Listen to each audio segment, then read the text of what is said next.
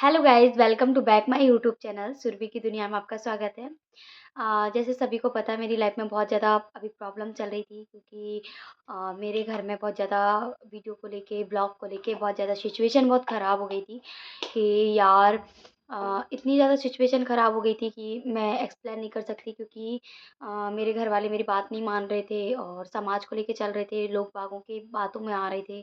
और गाँव में तो अक्सर ऐसा होता है, अगर किसी ने कुछ बोल दिया आपके बारे में, अगर एक पर्सन भी बोल दे ना, तो उस इंसान को मतलब लोग बोलने लगते हैं। जैसे मेरे घर जाके अगर जैसे किसी ने बोल दिया, ठीक है, मेरे घर जाके कि मैं वीडियो बना रही हूँ, तो मेरी मम्मी उस चीज़ को लेके बहुत ज़्यादा ही सीरियस हो गई थी और बोले पता नहीं क्या वीडियो डाल दिया, बहुत ज़्यादा टेंशन में हो गई थी। और फिर बहुत ज़्यादा और उस चीज़ को लेके, वीडियोज़ को लेके बहुत ज़्यादा हमारे घर में मतभेद हो गया था क्योंकि सब लड़ाई करने लगे थे और मुझ पे टूट पड़े सब घरवाले कि मैं बाहर हूँ, तुझे पढ़ाई के लिए भेजा है, पढ़ाई कर, फालतू काम कर रही है, फालतू लाइन में जा रही है, ये सब करने के लिए भेजा है क्या? तुम लड़के-लड़कियाँ हैं, तो तुमको पढ़ाने के लिए भेजा तो कुछ भी करोगे क्या? ऐसा। और फिर मेरी मम्मी मुझे घर बुला रही थी कि तू घर आ जा, मेहमान वगैरह आ रहे हैं, शादी-वादी करो, अपना-अपना घर जाओ, बस तुमने बहुत कर लिया मेरे मतलब ऐसा बहुत नाक में दम करके रखा है कुछ लोगों को। तो ऐसे करके बहुत ज़्यादा बातचीत हुई मेरे घरवालों की और मेरी, और फिर उसके बाद मैं बहुत ज़्यादा टेंशन में हो गई थी इस चीज़ को लेके। मैं बहुत डिस्टर्ब हो गई थी मेरी लाइफ में क्योंकि ये छोटी बात नहीं है, क्योंकि आज मैं जैसे बता रही हूँ इतना डी मतलब मेरे ऊपर जब बीती थी ना, तो मेरे को इतना बोलना भी नहीं आ रहा था कि यार मैं क्या बताऊँ आपको कि कितना मैं इस समय कितनी मेरी सिचुएशन ख़राब थी। बट जब मेरी मम्मी ने मुझे ऐसा बोला तो मैं पूरी टूट गई थी और मैंने सोचा सब यहाँ ख़त्म हो जाएगा और सब कुछ नहीं कर पाऊँगी आगे, शायद सब यहाँ ख़त्म हो जाएगा। मैंने पैकिंग वैकिंग भी कर ली थी घर जाने के लिए, मेरी मम्मी इतना फ़ोर्स कर रही थी, सब फ़ोर्स कर रहे थे कि तू घर आ जा, बहुत हो गया तेरी पढ़ाई-वढ़ाई, अब नहीं कराना हमको पढ़ाई, जितनी पढ़ाई कर ली, अब नहीं कराएँगे आगे पढ़ाई-वढ़ाई, घर आओ और शादी-वादी करो, सब अपने-अपने घर जाओ। ऐसी सब बातें हो रही थी। ऊपर से फिर मैं बहुत ज़्यादा टेंशन में हो गई थी और कल मैं पैकिंग कर रही थी, मेरा पैकिंग-वैकिंग करके और फिर मेरे भैया का कॉल आया तो मैंने भैया भैया का कॉल आया तो मैंने भैया को बोला, सारी बात बताई तो बोले, "तू इतना क्यों टेंशन ले रही है? सब ठीक हो जाएगा।" तो मैंने उनको बताया, "भैया कुछ भी ठीक नहीं होगा, आज मैं घर जा रही हूँ।" तो भैया ने बोला कि, "क्या हो गया? इतना क्या मैटर हो गया?" तो मैंने भैया को बताया सारी चीज़ें कि ऐसा-ऐसा हो गया।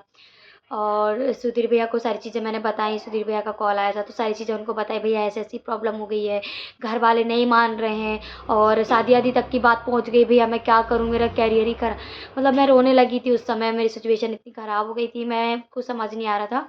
फिर भैया ने बोला, ले मेरे को नंबर दे, मैं बात करता हूँ आपके घर पे। मैंने कहा ठीक है। तो मैंने बोला, भैया पता नहीं क्या बोलेंगे, और मैंने कि आप बात करोगे तो पता नहीं क्या ऐसा क्या होगा, मैं डर भी लग रहा था। बट कि इतना गर्म माहौल है और आप बात करोगे तो मैंने कि पता नहीं समझेंगे नहीं समझेंगे। बट भैया ने बात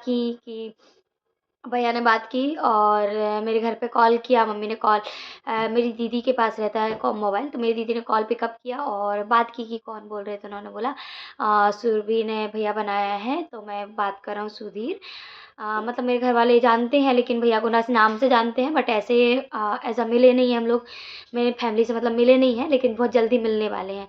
तो ऐसे बात की तो मेरी मम्मी ने मेरे बोले पापा जी से बात कराओ आपके, मेरे पापा जी से बात की और पापा जी को समझाया कि नमस्ते अंकल करके बात-वात की पापा जी करके, और बहुत सारी बातचीत उनके बीच में हुई। तो भैया ने बोला कि लड़की पढ़ाई-लिखाई कर रही है, और बोले हमने भी देखा है उसको कि सब चीज़ में आगे वो पढ़ाई-लिखाई करती है, गाँव समाज का सब चीज़ सोच के चलती है। ऐसी बहुत सारी उनकी बात हुई तो भैया ने मेरी बहुत ज़्यादा तारीफ़ कर दी और पापा जी को समझाया कि ठीक है, कोई ऐसा नहीं होता है, ब्लॉग वगैरह के बारे में बताया उनको कि ये कोई गलत चीज़ नहीं होती है। उन्होंने उनके प्रॉफ़िट प पापा जी को बताया, तो पापा जी ने ये बोला कि मैं तो ठीक है, मम्मी फ़ोर्स कर रही थी, इनकी मम्मी नहीं मान रही थी, क्योंकि लोग बोलते हैं तो मम्मी को ज़्यादा बैठती-उठती हैं तो ज़्यादा बोल देते हैं।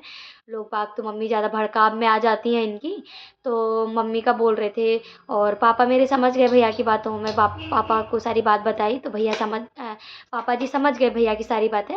हाँ, बहुत सारी बातें भैया और पापा जी के बीच में हुई और पापा जी बोले कि ठीक है, इनकी मम्मी बहुत ज़्यादा टेंशन ले रही थी और मम्मी ने ही बोला, और बोले मैं तो अपनी बेटी को कुछ बोलता भी नहीं हूँ, बोले मेरे को पता चला था लेकिन मैंने इतना कुछ सोचा नहीं मैंने। और बोले कि मैंने बोला कि ठीक है आने दो, पता नहीं किस चीज़ का मुझे भी टेंशन थी उस चीज़ को लेके। लेकिन इतना ज़्यादा कुछ है ठीक है, ये सब मतलब पापा ने भैया ने समझाया तो पापा समझ गए थे। बाकी मेरे को भैया ने नॉर्मल बताया था कि हाँ ठीक है, पापा ऐसा-ऐसा बोल रहे थे।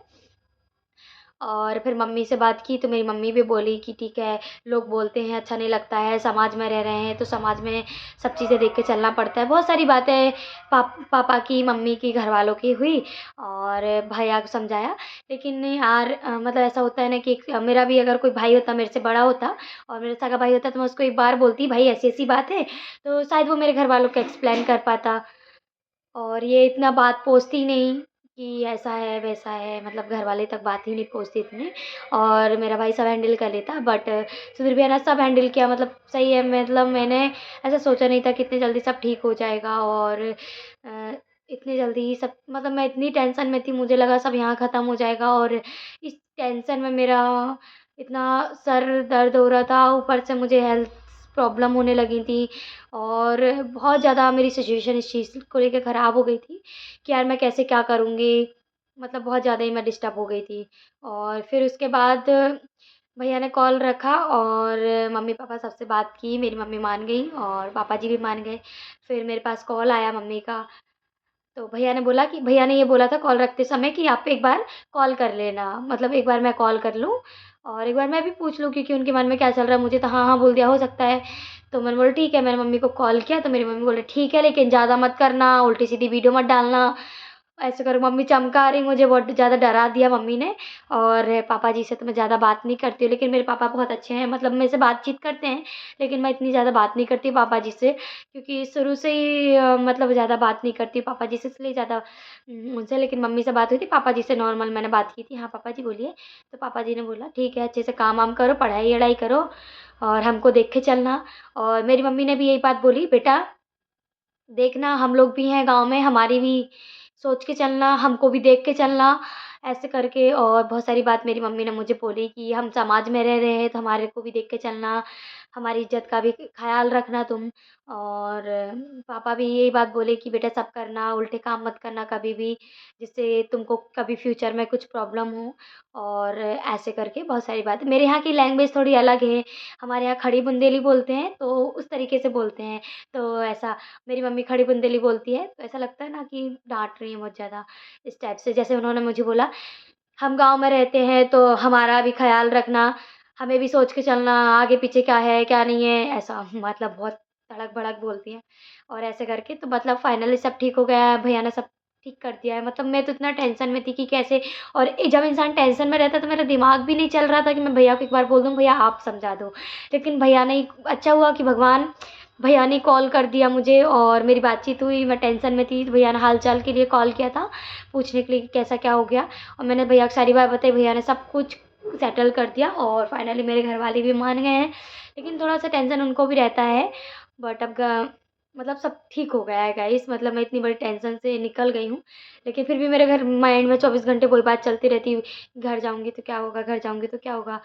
मतलब अभी भी मैं यही सोचती हूँ, मेरे घरवाले मान गए, फिर भी मेरे मन में ये टेंशन लगी रहती है, घर जाऊँगी तो क्या होगा? चलो देखते हैं क्या होता है, बट कमरे में रह के मेरे माइंड में वो सब बातें गूंज अभी भी वही बातें सब ध्यान में रखती हूँ। वही-वही मेरे माइंड में गूंज रही है कि क्या होगा यार ऐसा, क्या होगा, क्या होगा? बट सब ठीक हो गया, फिर भी मेरे मन में वही धक-धक रहती है कि सब ठीक हो जाएगा, सब ठीक हो जाएगा, गाँव वाले क्या बोलेंगे, जाऊँगी कभी तो। ऐसी बहुत सारी बातचीत रहती हैं।